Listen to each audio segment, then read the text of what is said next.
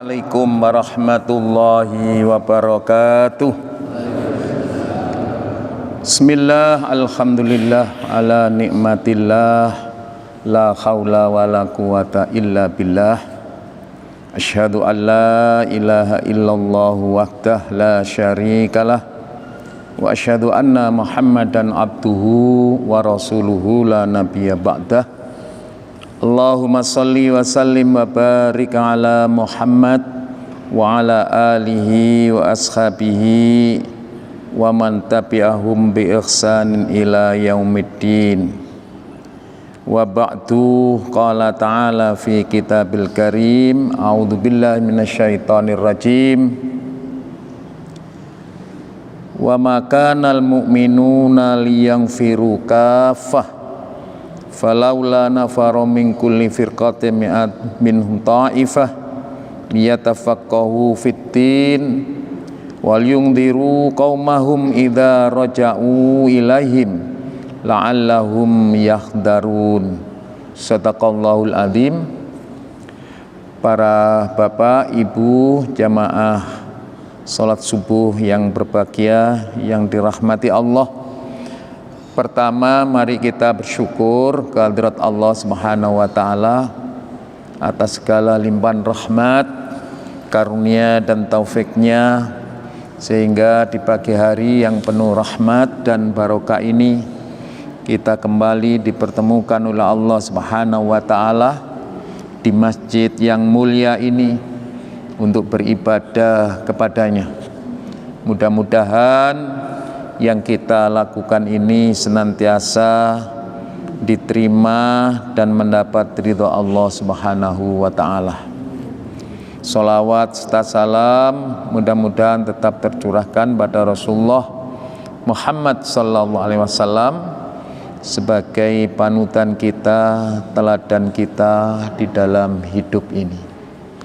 Para jamaah yang berbahagia, mari kita lanjutkan pembahasan hadis 1 bulan yang lalu, bahwa ada 6 hal yang harus dikuatkan bagi setiap muslim di dalam rangka kita untuk bisa mendekatkan diri kita kepada Allah Subhanahu wa ta'ala.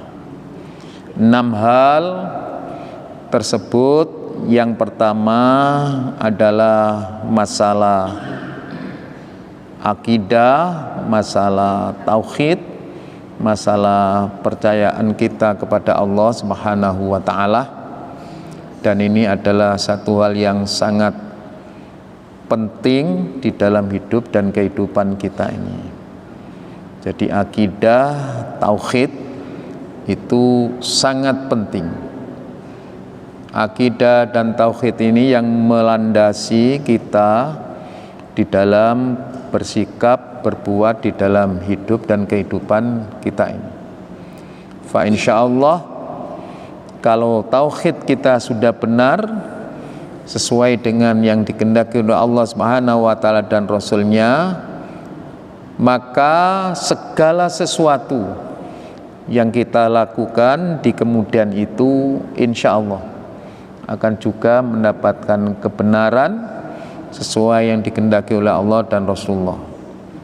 Yang kedua adalah masalah ubudiyah, ibadah. Jadi orang yang tauhidnya sudah baik itu bisa dimanifestasikan dalam bentuk ibadah kepada Allah di dalam kehidupannya.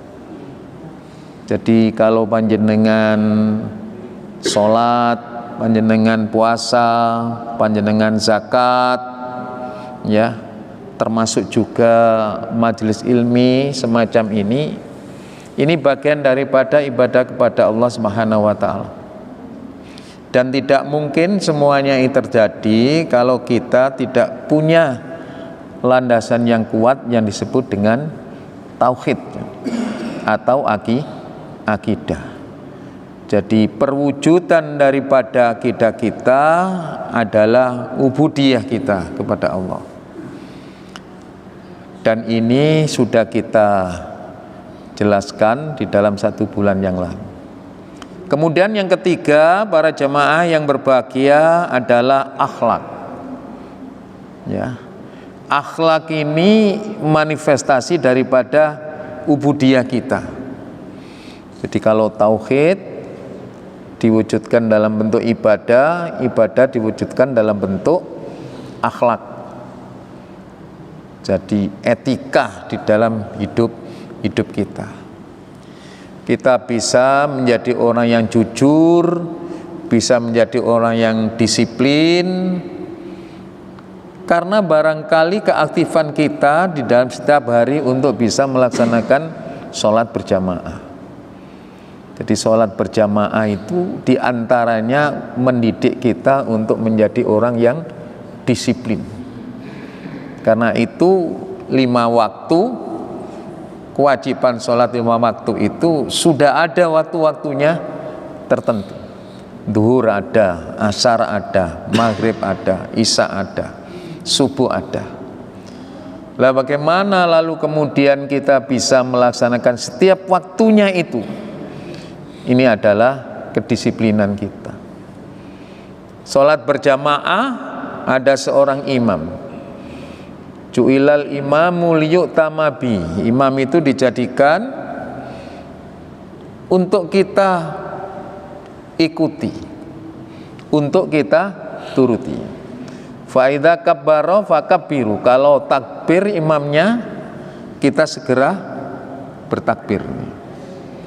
Makanya sesungguhnya persiapan-persiapan kita di saat kita akan melaksanakan sholat berjamaah ya sudah harus selesai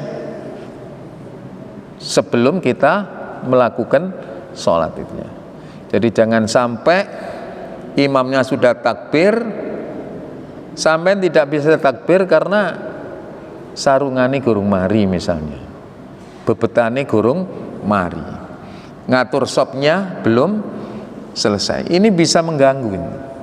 Tidak hanya mengganggu diri kita sendiri, tapi juga bisa mengganggu orang lain. Inilah lalu kemudian maka Rasulullah SAW setiap menjadi imam sholat senantiasa diperhatikan jamaah. Ono ndak sing gurung sarungan misalnya, atau masih menggunakan sarung. Supaya apa? Kedisiplinan itu bisa terwujud. Ya. Apalagi sudah takbir, tidak segera takbir, tapi ngomong-ngomong sendiri. Jangan sampai. Tidak hanya mendidik kita untuk disiplin, tetapi mendidik kita juga untuk jujur. Ya. Kalau tahu di antara kita, jangankan seorang makmum, seorang imam saja, kalau batal, itu harus segera membatalkan dirinya. Harus segera mundur. Kan begitu Pak? Karena apa? Orang batal tidak layak menjadi imam. Siapa yang akan menggantikannya? Ya jamaah yang ada di belakangnya. Dan jamaah yang ada di belakangnya ini, kalau sudah tahu imamnya keluar karena batal, tidak usah engkel-engkelan Pak. Kadang-kadang engkelan itu. Sudah tahu keluar, yang di belakangnya ada 3 engkelan sekonai. Ojo konai, iko-ikoi. Ini jangan sampai. Kalau ini yang terjadi batal semua Pak. Ya ada salah satu yang harus. Jadi tidak perlu orang yang akan menggantikan itu misalnya orang yang harus hafalannya Al-Quran banyak, tidak perlu. Nah kalau harus orang yang hafalannya banyak, itu nanti yang hafalannya sedikit-sedikit tidak ada yang berani di depan kan. Makanya ada satu fenomena, kenapa orang itu berebut di belakang, itu karena khawatir kalau imamnya nanti batal, lalu dia bisa menggantikan.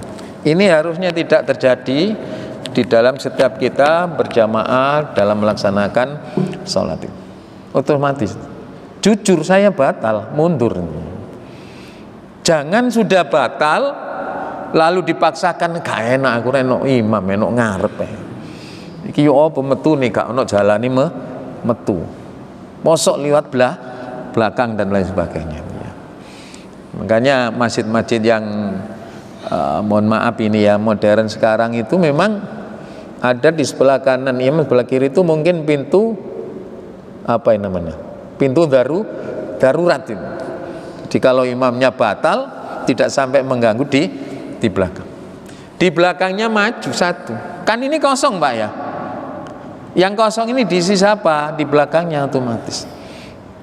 Lo boleh tak Pak sholat kok dengan jalan?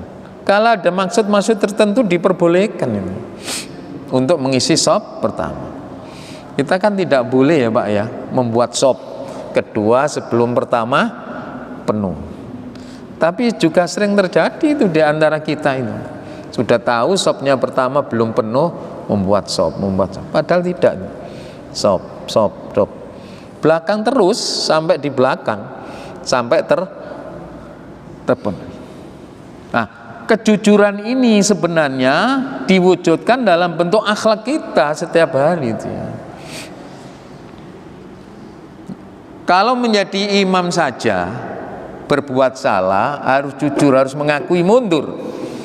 Apalagi dalam kehidupan kita sehari-hari itu ya.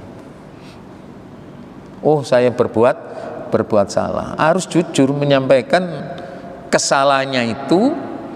Cuma dalam bentuk apa? Mungkin kalau salah dengan temannya permohon maaf kepada sesamanya. Kalau punya salah kepada Allah Subhanahu wa taala beristighfar kepada Allah Subhanahu wa taala. Jadi enak Pak. Sebenarnya soronti Pak, duwe salah sesama manusia dengan duwe salah sama Allah itu Pak.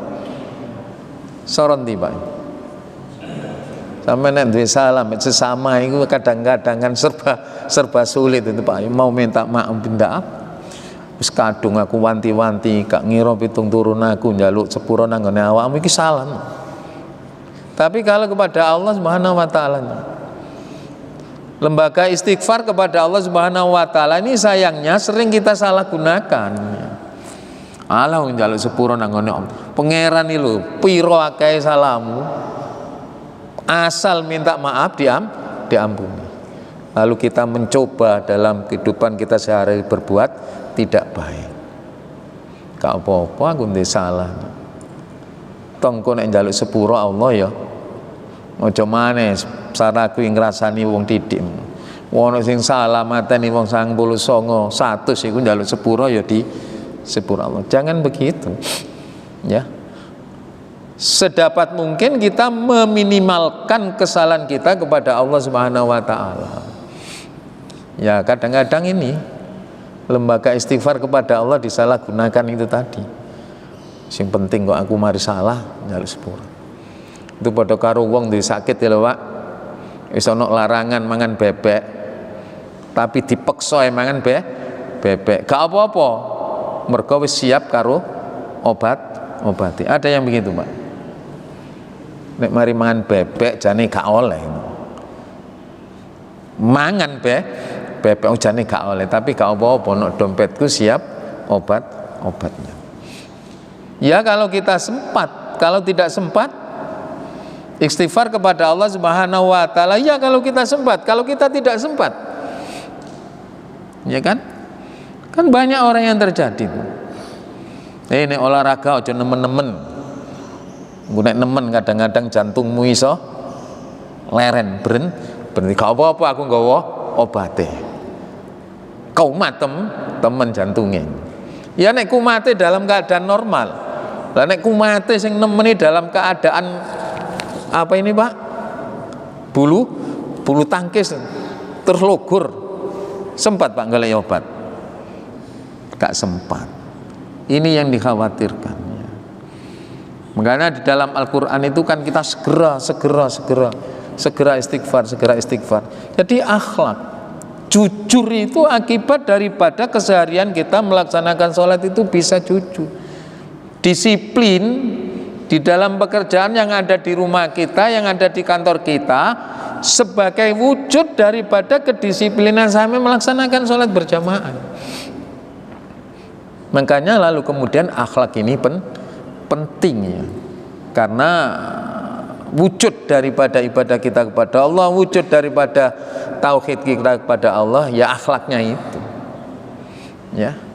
Makanya Nabi sampai mengatakan ukuran kesempurnaan iman seseorang ya dari akhlaknya. Akmalul mu'minina imanan ahsanuhum khuluqan ya. Inilah lalu yang menjadi penting, menjadi misi dan visi utama Rasulullah SAW di saat diangkat oleh Allah menjadi Rasulnya. Untuk apa Pak? Akhlak ya. Kita tahu bagaimana kondisi akhlak masyarakat Arab pada saat itu, ya kan? Tidak ada yang namanya halal, tidak ada yang namanya haram, ya. Lekku dewe kan begitu Pak ya. Jadi kang adigung adiguno sopo ira sopo ingsun, sopo sing kuat ya menang. Siapa yang punya kuasa yang menang. Hebatnya seseorang itu kalau tidak punya kuasa kalah. Ini cermin daripada akhlak. Ini yang digarap oleh Rasulullah SAW. Sehingga beliau menuturkan innama buistu liutammima makarimal akhlak. Jadi sungguh aku diutus Allah Subhanahu wa taala tidak lain adalah untuk menyempurnakan akhlak. Siapa yang harus disempurnakan? Ya diri kita. Kalau diri kita sudah tuntas, ya keluarga kita yang ada di rumah, Pak. Kalau keluarga kita sudah tuntas, memiliki akhlak yang sempurna, ya lingkungan tetangga dekat kita. Kalau tetangga kita sudah, ya masyarakat kita sudah, ya kehidupan kita berbangsa. Jadi kalau ada carut marutnya kehidupan berbangsa dan bernegara, akhlaknya sudah rusak, ini kita harus jujur mengurai kenapa itu bisa rusak. Diawali dari mana Pak? Dari kita sendiri kan. Kita kalau sudah baik ya dalam keluarga kita baik, keluarga kita baik, tetangga, masyarakat dekat baik, masyarakat dekat kita baik, berbangsa dan bernegara baik. Ini sebenarnya para jemaah yang berbahagia, kebaikan akhlak dari semua lini ini yang sampai sekarang ini masih perlu untuk diperbaiki. Jadi tidak serta-merta wanjane pimpinan ngono, wanjane presiden ngono, wanjane menteri ngono, wanjane DPR. Lu mereka semua itu lo dari bawah. Kenapa begitu? Kan sampean yang memilih. Pada waktu itu saya mengatakan baik, tapi kalau terjadi dalam perjalanan tidak baik, kita harus evaluasi. Nah sekarang kan itu begitu.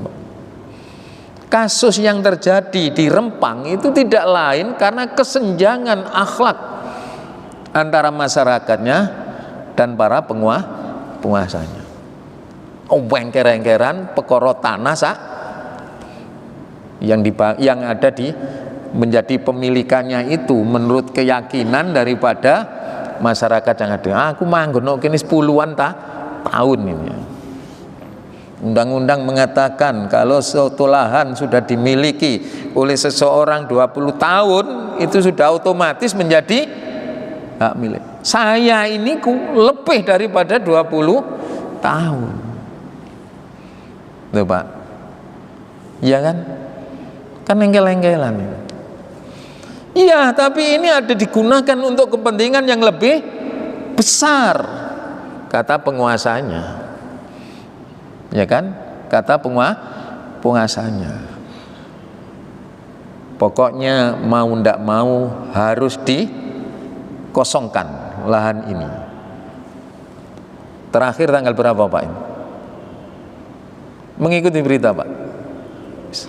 anu nggak mengikuti Pak, tambah elok jengkel namanya. Anu nggak mengikuti ya Ustaz Saifuddin Darwin, nek kok mengikuti itu tambah jengkel itu ya. Iya kan? Jadi penyalahgunaan itu tuh karena akhlaknya itu ya. Yang satu merasa saya yang kuasa, berhak untuk menggusur kamu. Yang satu merasa saya sudah lama memilikinya, saya tidak berhak kamu gusur. Wah. Lalu apa? Ada mediasi. Tidak apa-apa, kamu tidak hanya digusur saja, tapi kamu akan disewakan rumah, diberi uang sekian sebagai ganti ini ya. Maunya gelem, dipikir-pikir gak gelem. Langkun entek aku manggon endi dan lain sebagainya ya. Jadi karena akhlak ini Pak sebagai hambatan kenapa kita bangsa Indonesia tidak maju-maju, lemah dalam segala hal ya. Dan ingat apa yang terjadi di negara kita ini sekarang apa Pak, terpotret dengan negara-negara yang lain akan kekurangan dan kelemahannya. Tidak lain karena akhlak itu. Makanya Sauki Bek itu dia mengatakan satu masyarakat, satu bangsa dan negara ini tergantung akhlak bangsa dan negara. Nek bangsa dan negaranya akhlaknya baik, maka baiklah satu negara. Tapi kalau masyarakat dan bangsanya jelek akhlaknya, sudah dipastikan bahwa bangsa itu akan rusak, bangsa itu akan tidak baik.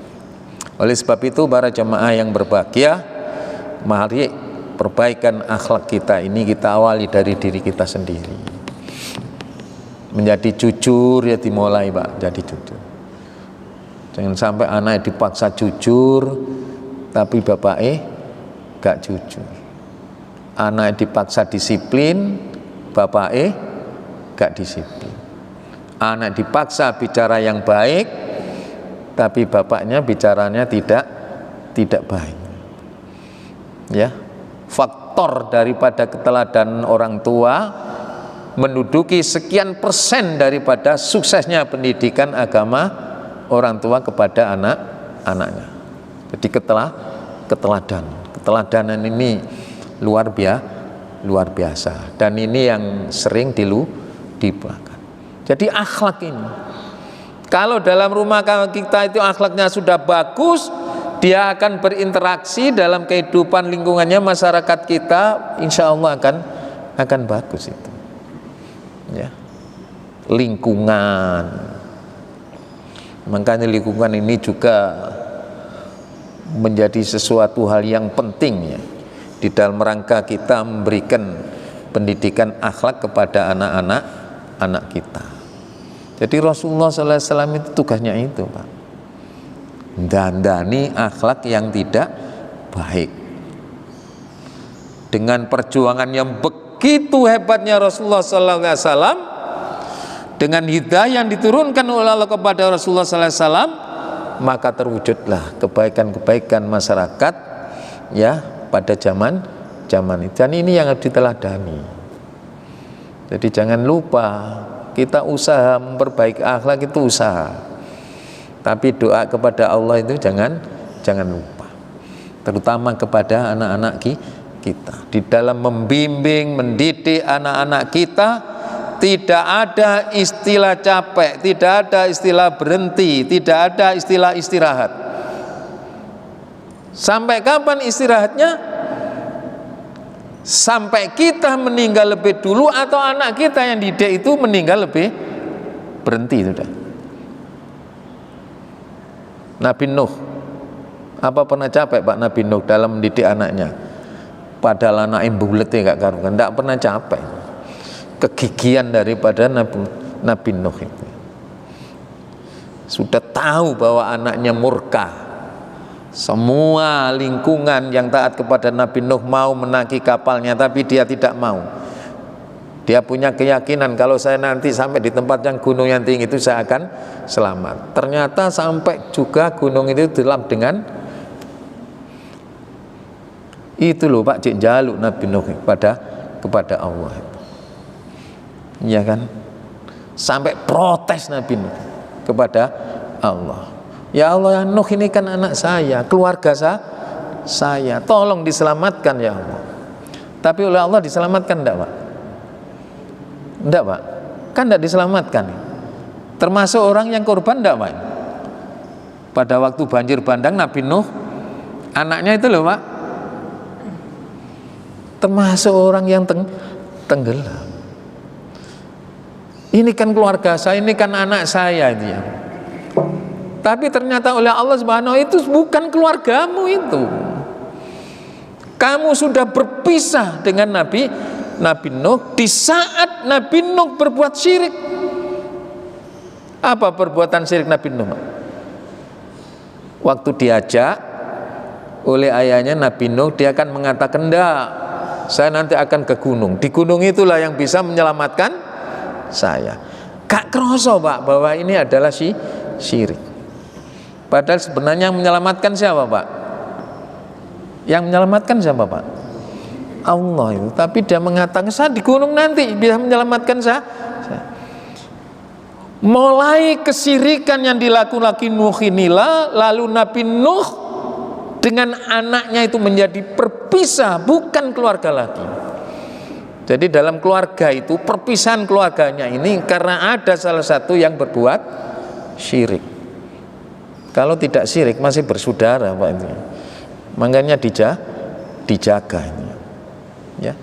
Saya yang mati apa kamu yang mati? Kalau sudah ada salah satu yang mati sudah selesai. Iya Pak, tapi Nabi Nuh gagal di dalam mendidik anak-anak. Nabi Nuh tidak gagal. Tugasnya Nabi Nuh apa Pak? Kepada anaknya. Sama tugas sampean kepada anaknya apa Pak? Kan ngajak Pak ya. Ngajak, ayo sholatna, ayo posona, ya kan? Ayo zakatna, ayo sholat. Selama ikut toh Pak tugasnya itu. Yang menjadikan seorang anak itu gelem sholat siapa Pak? Sinten Pak? Allah, bukan kita. Jadi kita ini sebatas menyampaikan. Jangankan kita Pak, para nabi juga begitu. Ilal balak, aku ini kata Rasulullah sallallahu alaihi wasallam hanya menyampaikan saja.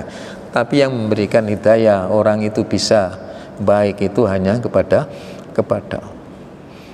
Jadi Nabi Nuh bukan berarti Nabi yang gagal dalam mendidik anaknya. Semuanya sudah disampaikan. Makanya kami tidak boleh mengatakan kalau punya anak yang 4 baik, yang 1 tidak baik, aku iki gagal mendidik arek-arek. Nah, itu apa anakku gak ono sing gelem nang masjid. Bapak ndak gagal. Selama bapak dan ibu sudah melaksanakan tugasnya mengajak, membimbing, mendidik. Titik, selesai. Yang dinilai oleh Allah Subhanahu wa taala bukan akhirnya daripada anak itu. Sudahkah kita ajak anak itu? Kita adanya. Makanya kalau sekarang bapak ini bisa sholat subuh berjamaah sendiri, alangkah nikmatnya kalau besok yang akan datang bisa mengajak anak-anaknya, bisa mengajak anak-anaknya. Sebab perintah agama yang harus dijaga itu bukan kita sendiri Pak, termasuk apa Pak? Keluarga. Ku anfusakum wa ahlikum nar, dengan keluarga.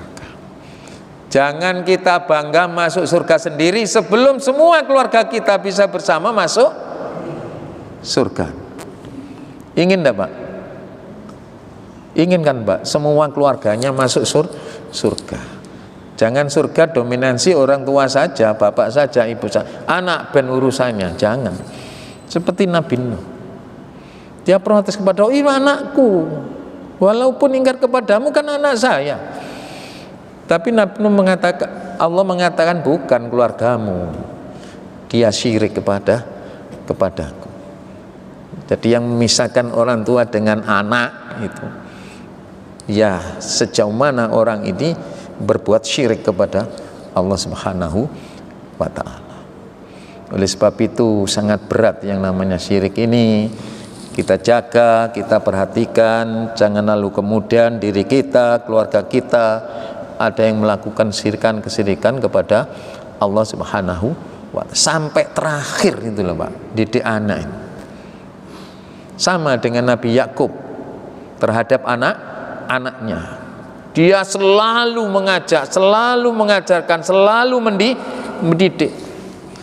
Sampai terakhir di saat-saat Nabi Yakub sudah uzur, dia mengatakan, wahai anakku, siapa yang akan kau sembah sesudahku nanti? Kan selesai nih Mak. Kon saiki nurut tambah aku. Kon aku wis gak ono ojo-ojo. Kan ada toh Pak? Ada. Napa Pak? Kok mati Pak? Dan enggak, barangkali peringatan sudah selesai. Enggak Pak ya? Lah itu.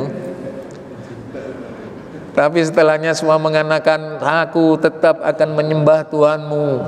Aku akan tetap menyembah Tuhan para pendahulu-pendahulumu, para nabi-nabi sebelummu.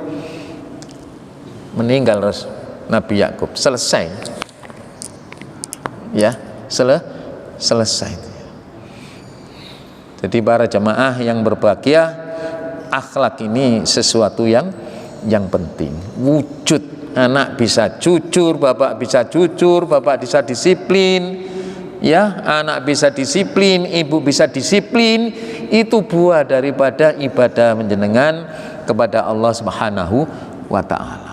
Bapak ibu menjadi orang yang dermawan, menjadi orang yang suka berbagi, ya, menjadi orang yang sangat besar perhatiannya kepada orang-orang yang kehidupannya di bawah kita. Itu wujud daripada ibadah zakat dan infak kita. Oh, kalau gitu bisa selesai.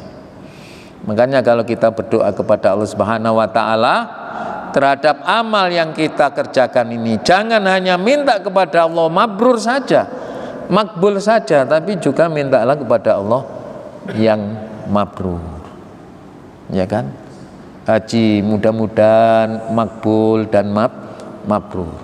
Kalau makbul itu kanggo awake dhewe manfaate, tapi nek mabrur juga untuk orang yang lain, bisa menyenangkan orang lain, bisa mengembirakan orang lain.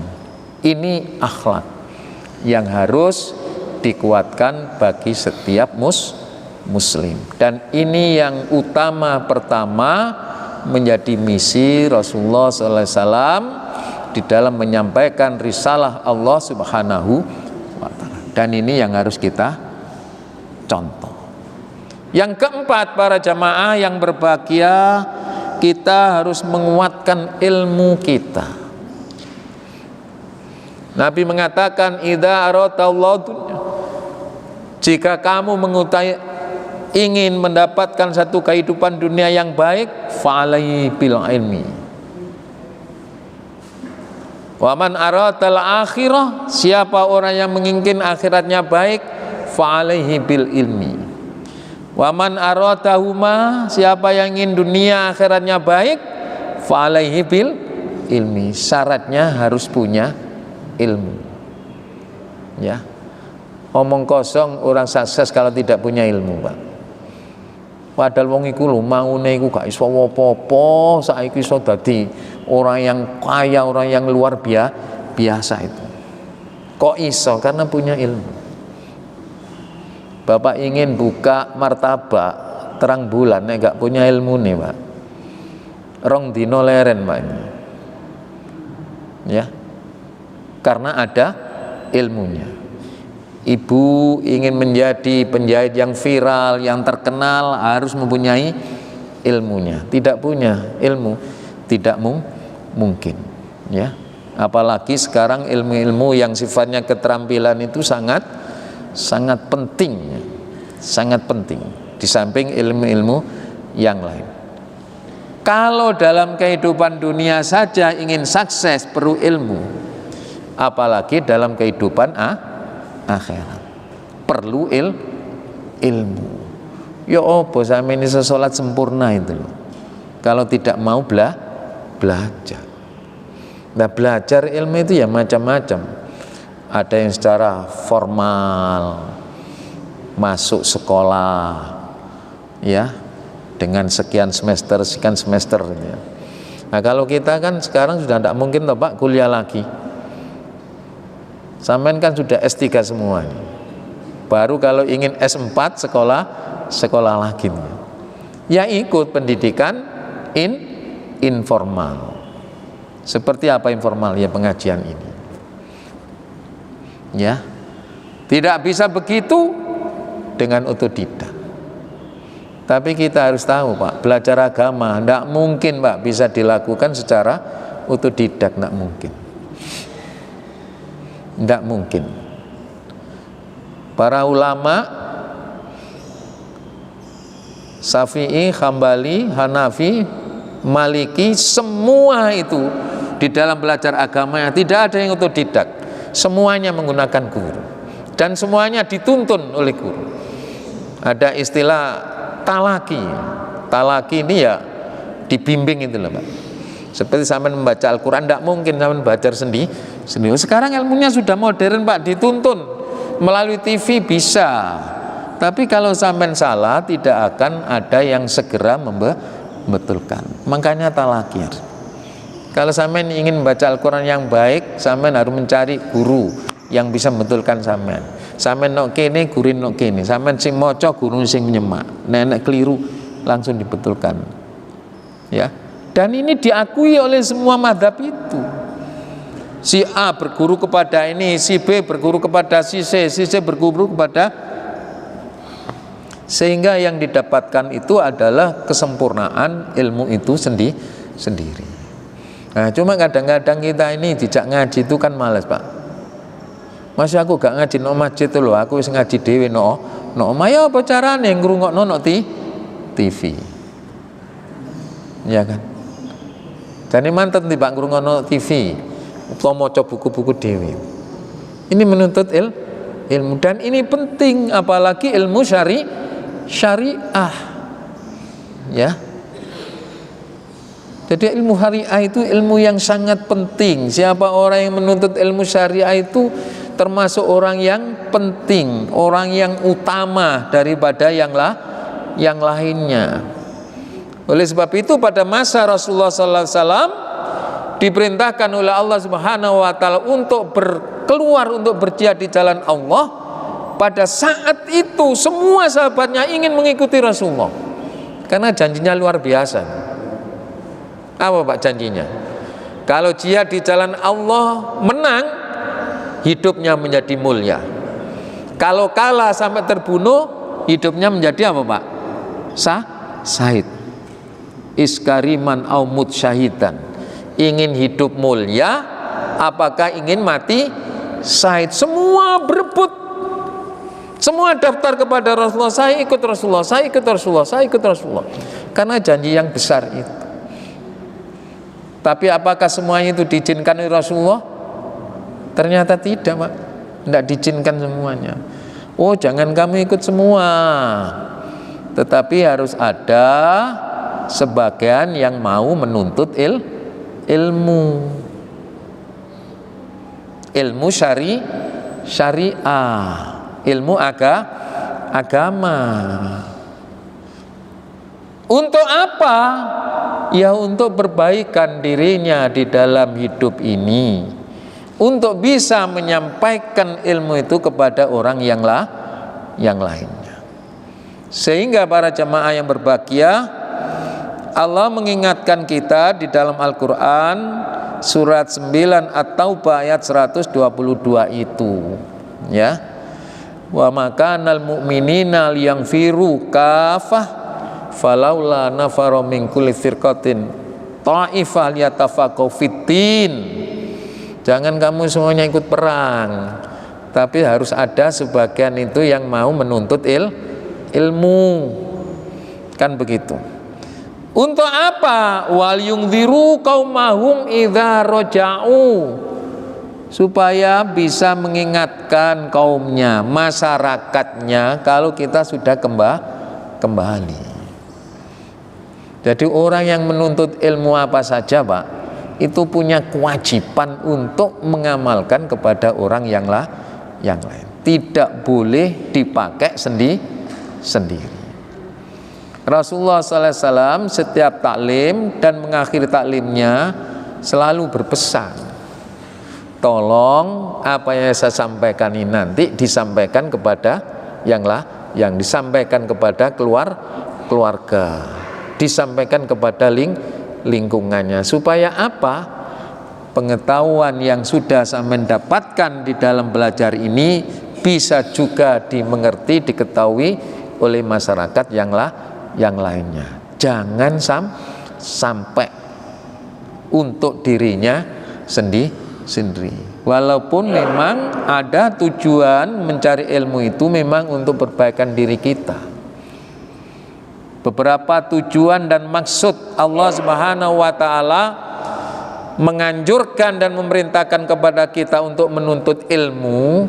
Itu yang pertama, supaya kita menjadi orang yang lebih tawadhu kepada Allah, menjadi orang taat kepada Allah.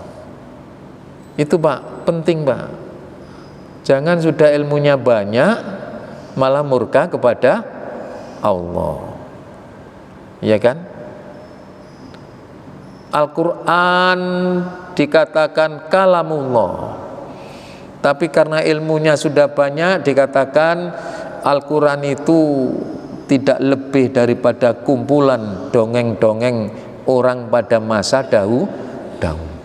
Jadi Al-Quran dianggap dongeng.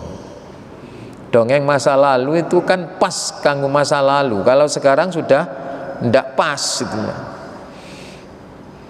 Bukan lingkungannya situasi sekarang yang harus menyesuaikan Al-Quran, tapi Al-Qur'annya malah dipaksakan untuk mengikuti situasi yang ada sekarang. Ini pengerjaannya orang yang ilmunya tinggi tapi tidak bertambah tawadhu kepada Allah, sebaliknya bertambah murka kepada Allah. Orang kalau sudah berilmu itu hendaklah mengkaca seperti padi itu Pak ya. Padi semakin tua semakin dangak napa mboten Pak? Ndingluk Pak ya. Padi itu loh Pak, yang muncul pertama itu kan dangak. Kalau nanti sudah tua kan tekluk. Lah menuntut ilmu juga begitu Pak. Nek cek titik-titik nguang kepawake sing bener. Makanya yang menyebabkan kisruh kehidupan umat hanya karena masalah furu'iyah cabang saja itu di tingkat bawah itu. Ya. Di tingkat atas tidak. Di tingkat atas mesra bersaudara, tapi kalau sudah di tingkat, karena apa yang atas itu sudah semakin tinggi ilmunya Pak, semakin dilu ini. Nah sing nisor-nisor iki semakin sedikit ilmunya. Nduwangak terus ini. Wis pokoknya ngene, aku biyen niku diajari bapak yo ngene. Awakmu gak usah ngandani ya. Aku kandhanono awakmu dhewe sampai keluar wagamu. Nah, kalau sudah begini ya ilmunya cengkali pintu, Pak. Tahu cengkali pintu, Pak? Pintu nek ditutup dikai cengkal niku wange, Pak, ditutup buka. Mengkan diarani apa, Pak? Oh, cengkal ini. Maksud iku cengkali kok cengkale pintu nek dikai cengkal. Di desa-desa dulu kan ndak ada toh Pak kunci gembok ini. Nggih napa mboten Pak? Enten sing griyanin desa. Napa asale desa kabeh Pak? Desa kabeh Pak, sampean jentas-entas sigae nek sida kari biyen nek duwe soplos-soplos. Termasuk saya di daerah Jombang ini sangat desa. Sampai sekarang pintu gak ono sing grendelan nih. Pokoknya nek wis kate turu ditutup dipangkal-pangkal. Ngerti kan apa kok diarani cengkal? Soalnya kuat, gak gampang disurung, gak gampang diputus. Orang cengkali juga begitu. Nek cengkali bener gak apa-apa, nek cengkali gak tepak ini. Is pokoknya ini ilmu itu tidak boleh dasarnya pokok ini. Ilmu tidak boleh dasarnya yang di atas sudah mesra.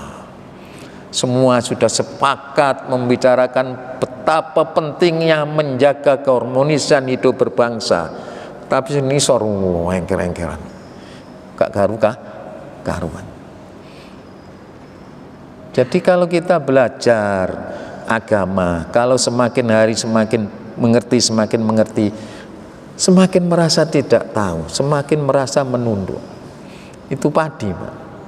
Tapi nek ro titik terus kuwabe disalahno. Makanya gak oleh gampang menyalahkan orang lain. Apalagi yang disalahkan adalah sesama. Jangan. Kalau ada hal-hal yang tidak tepat, yang tidak baik, ya diklarifikasi. Yang mengerti harus menyampaikan kebenarannya. Yang kurang mengerti harus menerima nasihatnya, selesai. Nah ini kan tidak gampang ini ya. Tidak gampang yang demikian ini. Yang kedua, menuntut ilmu agama diharapkan supaya kita semakin sempurna dalam ibadah kepada Allah. Bapak sekarang umurnya ada yang 60, Pak. Ada 60. Ya. Bapak umurnya 60. Nek cara salate cek podo karo umur 15, itu ndak ada kemajuan, Pak. Pirang tahun nih, 15 sampai 60. 45 tahun. Ya kan? Makanya sekarang kan banyak di tengah-tengah masyarakat ada istilah hijrah itu ya. Maksudnya hijrah yang tadinya tidak pas, tidak sesuai dengan agama, berubah kembali menjadi sesuatu yang sesuai dengan agama. Hijrah itu begitu. Harus ada visi misinya hijrah itu. Hijrah itu harus bisa mengokohkan tauhid kita. Kan begitu Rasulullah SAW hijrahnya dari kota Mekah ke Madinah. Apa yang dikokohkan dulu? Tauhidnya. Apa yang dikokohkan dulu? Takwanya.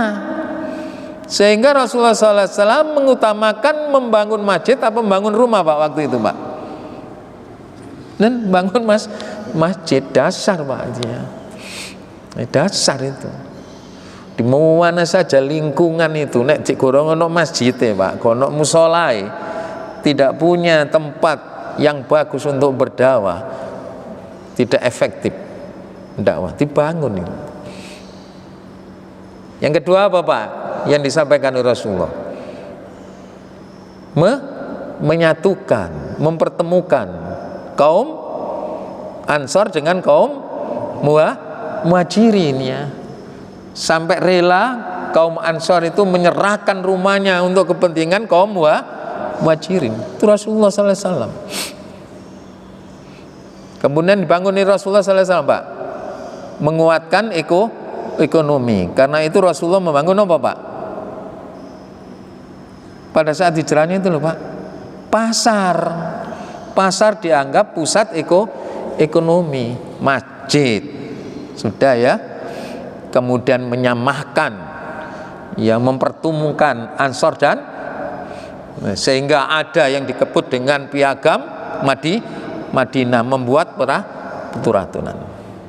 Semua tidak harus memeluk Islam. Bagi agama-agama tidak memeluk Islam boleh, asal saja tidak memusuhi.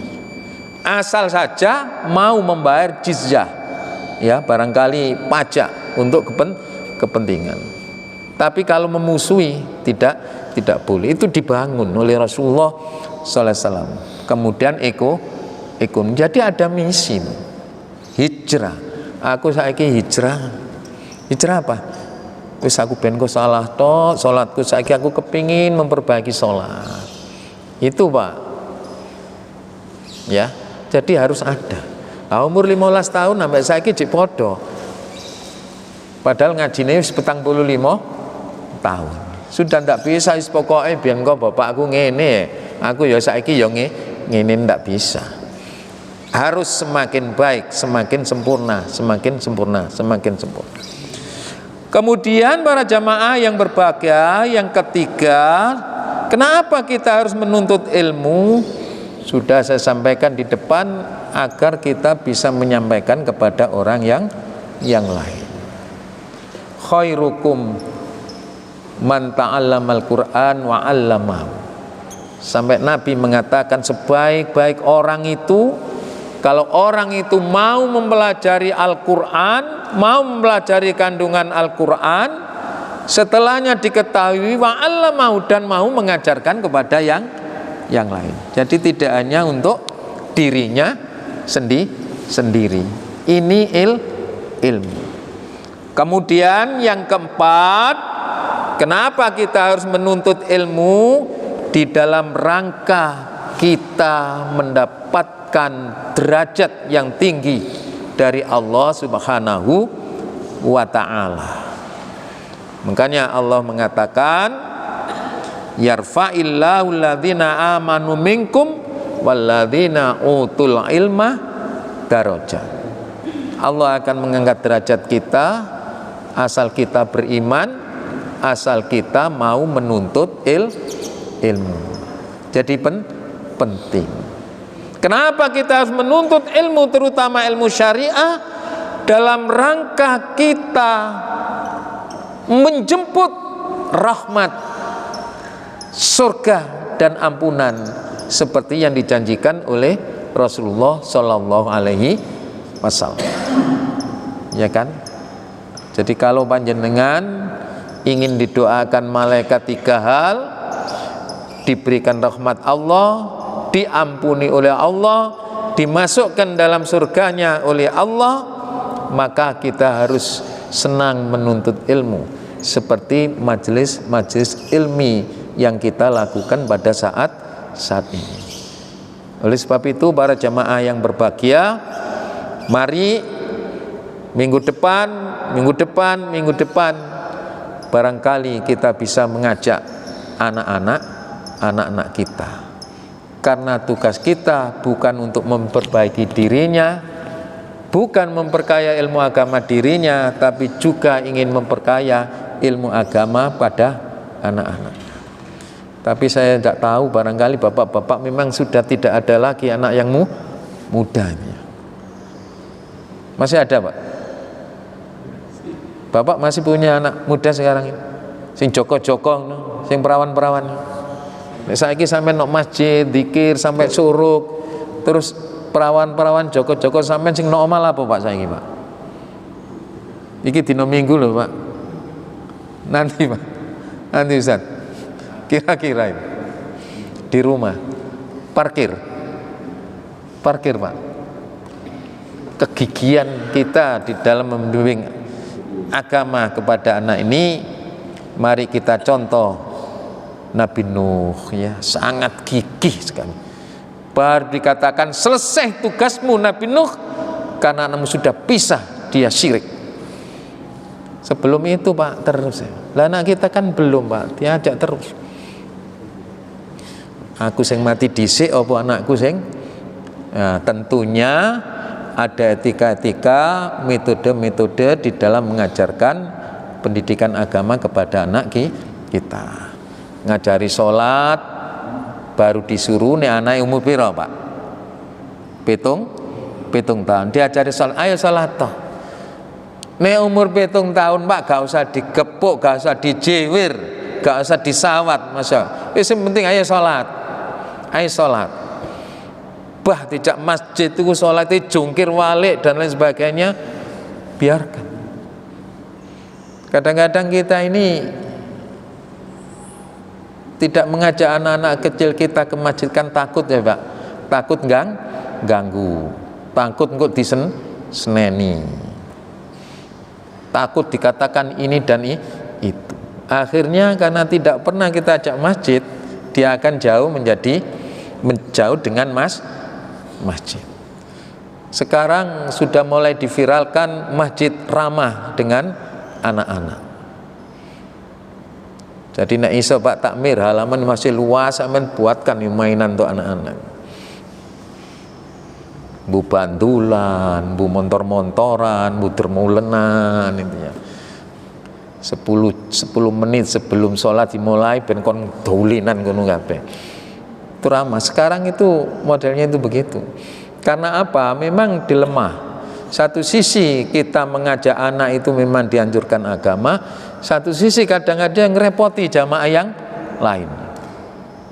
Ya kan Pak, enak-enak sholat mau anake mlebu ayu nok ngarepe.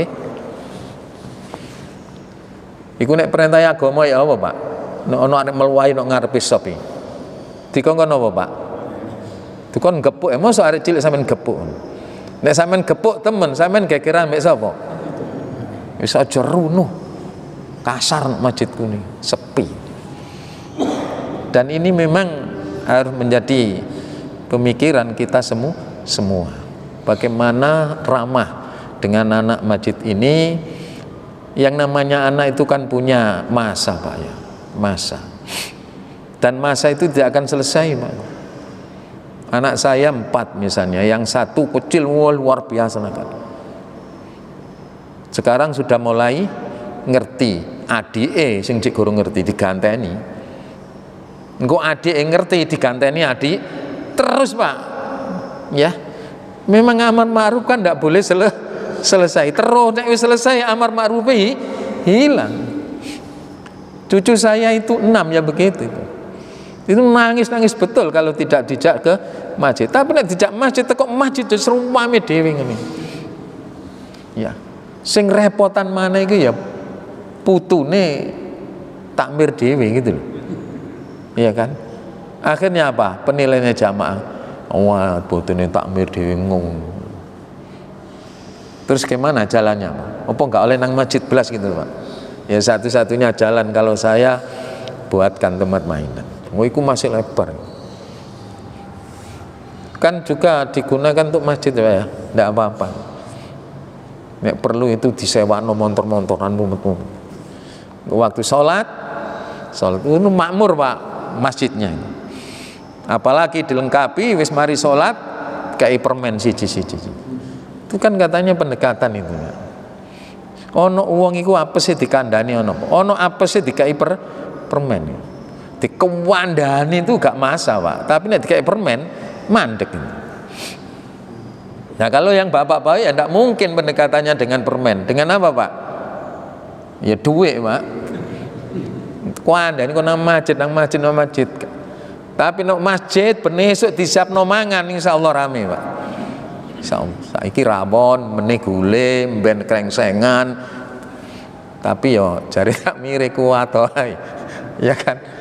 Nah, sekarang itu begitu Pak. Ya karena kebutuhan. Jadi para jamaah yang berbahagia, lalu yang terakhir Bapak, yang harus kita kuatkan adalah komitmen kita dalam Islam. Ya. Ada 5 prinsip yang harus kita lakukan terhadap Islam. Pertama, kita harus yakin kebenarnya Islam. Yang kedua, kita harus mempelajari Islam. Ketiga, kita harus mengamalkan Islam. Keempat, kita harus mendakwahkan Islam. Ini penting Pak. Yang kelima, kita harus bersabar dalam Islam.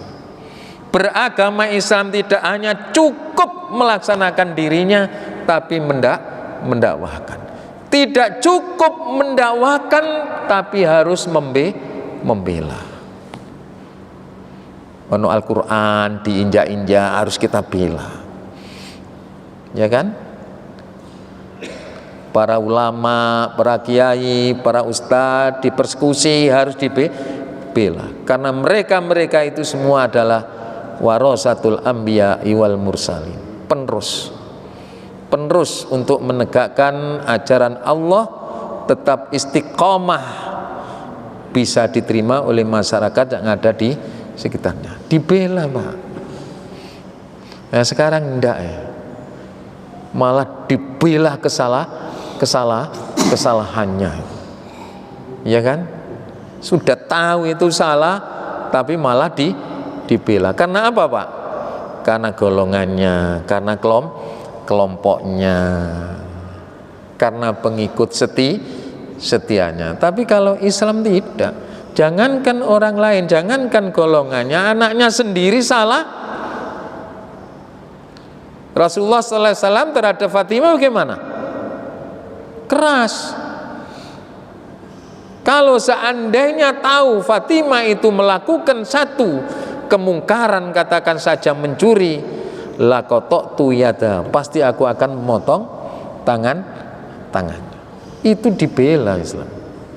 Jadi ghirah kita di dalam Islam tidak hanya ramainya kita dalam ibadah, tapi semangatnya membela kebenaran dan kesempurnaan daripada agama Allah Subhanahu wa ta'ala.